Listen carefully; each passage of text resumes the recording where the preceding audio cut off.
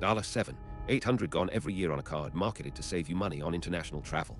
Here's the trap. Your premium business credit card advertises 0 foreign transaction fees, but buries a 2-3% foreign exchange markup in paragraph 47 of the cardholder agreement, a fee structure that compounds every single time your business processes an international payment. In the next 10 minutes, I'll break down the exact fee schedules from 3 leading premium business cards, show you the hidden math that reveals why the rewards don't offset the costs, and explain what this really means for your bottom line if you're processing $300,000 or more in annual international spend. And by the end, I'll show you the one detail buried in the fee disclosure that most finance teams miss completely.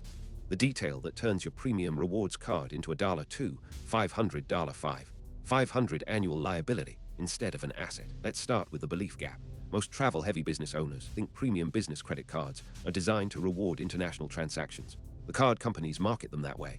Earn 3x points on travel and international purchases. No foreign transaction fees. Unlimited earning on global business spend.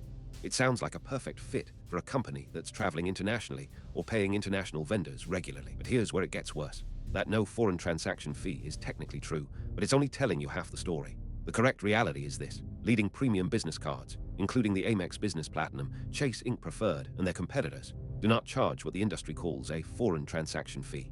That part is accurate, but they do charge a foreign exchange markup, often 2-3%, which is applied asterisk on top of asterisk, the base interchange rate, and any other fees.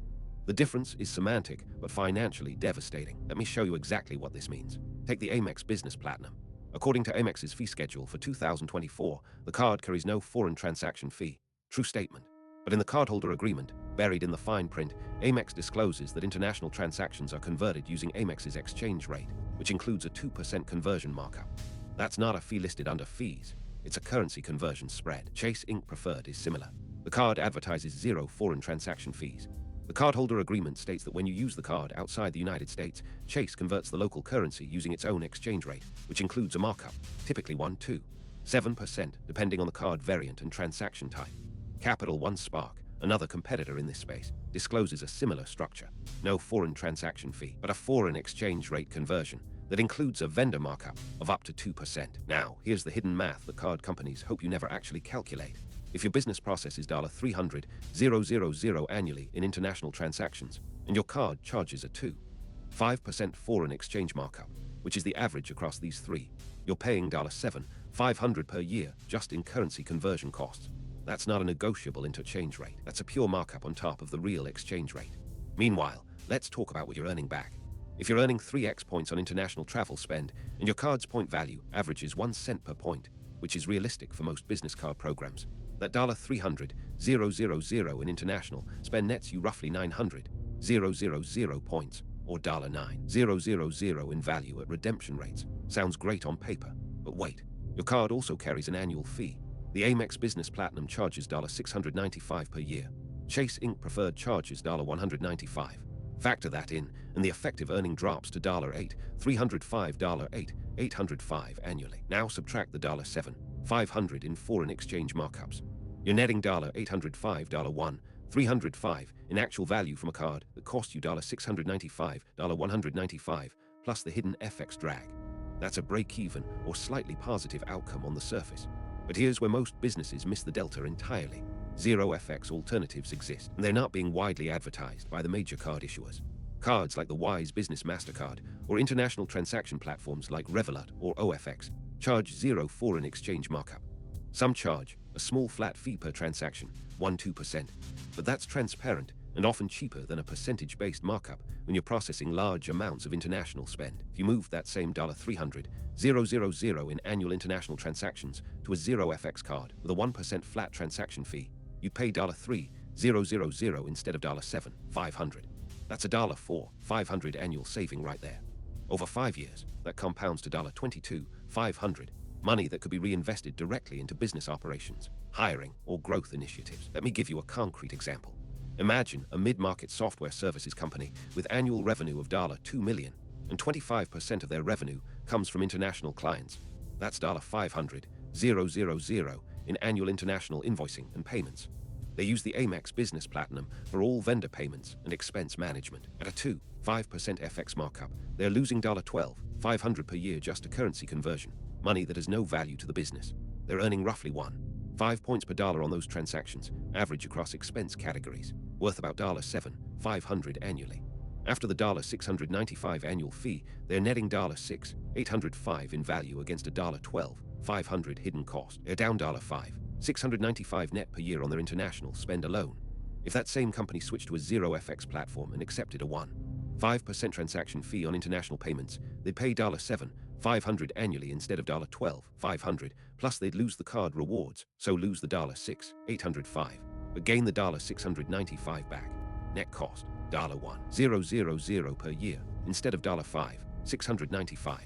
That's a $4,695 annual win, or $23,475 over 5 years. But most business finance teams never run this calculation because the FX fee is hidden in the currency conversion process, not listed as a discrete line item on the statement. The Amex or Chase website doesn't send you a monthly report saying, you paid $625 in foreign exchange markups this month. That's by design. Let's look at the proof. The Federal Reserve reports that international B2B transactions in the US have grown by roughly 18% annually from 2022 to 2024, meaning more and more US businesses are conducting international business, and more are bleeding money on these hidden FX structures. IRS Publication 587 and Schedule C guidance classify card fees and foreign exchange costs as deductible business expenses. That means you can write them off as a business loss.